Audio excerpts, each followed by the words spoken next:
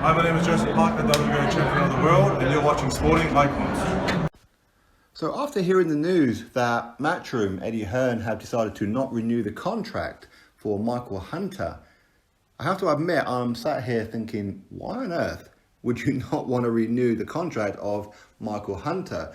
I mean, when you look up and down the roster for Matchroom, they have some very, very good heavyweights, some excellent heavyweights. Some where you can go, well, maybe one day we could see a couple of them in a world heavyweight title fight. But he's got a lot of fodder as well at heavyweight, if we're going to be honest about it. And you wouldn't class Michael Hunter as fodder for anybody. Michael Hunter has a very good resume at heavyweight. In fact, he's got a very good resume overall.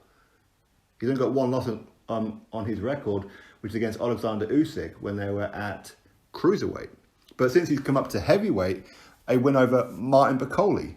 That was a very good win. Very good win. Okay, so he beat a aged Alexander Ustinov, but still, it's still a very good win. Sergey Kuzmin. He ended the undefeated reign of Sergey Kuzmin. Got a draw with Alexander Povetkin, where a lot of people thought that he won that fight. By the way, excellent ring walk. Wearing the Predator. What's not to love about Michael Hunter with that? Now, Michael Hunter, he's one of these guys that if you offer him a fight, or at least from the outside looking in, it appears he wants all the smoke. He wants to fight everybody. So to release Michael Hunter, I can only presume it's a business decision where the overheads are quite high compared to some of the incomings. Maybe Michael Hunter in America is not a big ticket seller. Maybe he can't really be a headliner in America. Of course, him being American and that as well.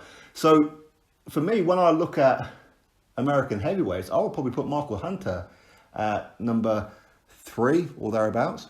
You put him in there with a Charles Martin, he beats a Charles Martin. He beats these kind of guys. In fact, the only ones I could really see him, he may struggle with, maybe a Wilder and a Andy Ruiz Jr. Maybe, but there again, you wouldn't rule out Michael Hunter beating any of those.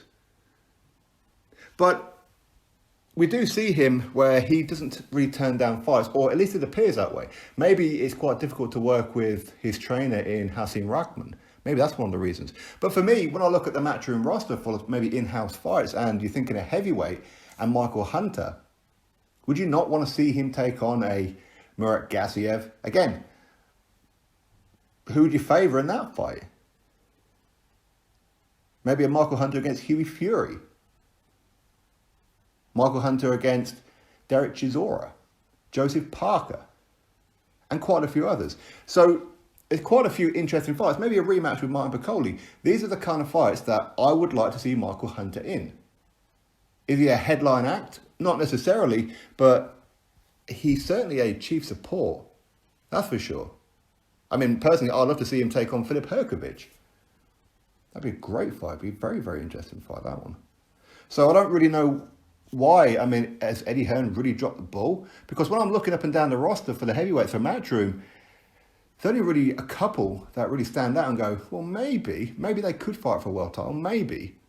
But when I look at Michael Hunter, again, it wasn't so long ago, in fact, it was last year, he was being touted as a possible replacement for Big Baby Jarrell Miller after he failed the PD test for the Anthony Joshua fight. So why would you release him? He just got a draw against Povetkin.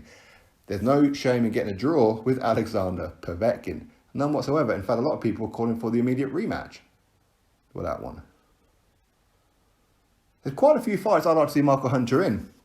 And, if you could trim down some of the Matchroom roster, Michael Hunter, personally, he wouldn't have been on my list to have been cut. There's quite a few that probably would, but Michael Hunter, for me personally, not.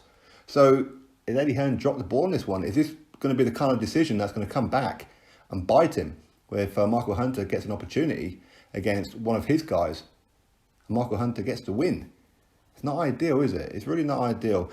But Michael Hunter, he wants to be fighting again in September. He says he's got no hard feelings. He loves Matchroom and this, that, and the other, and he kind of understands the decision. It's a business move. But where else is he going to go? He's going to go to ESPN. He's going to go to PBC. But who's he going to take on? Who's he going to fight? Who have ESPN really got?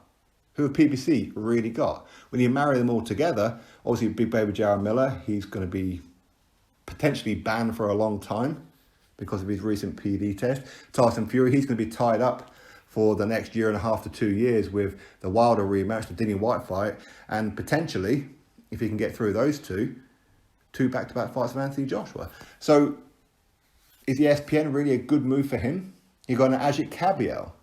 That'd be an interesting one. Quite interesting, but not really a fight that people will pay ticket money to go watch. Maybe against Andy Ruiz Jr. Would Andy Ruiz Jr. want that fight? I mean, by the sounds of it, he's looking at the kind of likes of a all-Mexican clash with a Chris Arreola.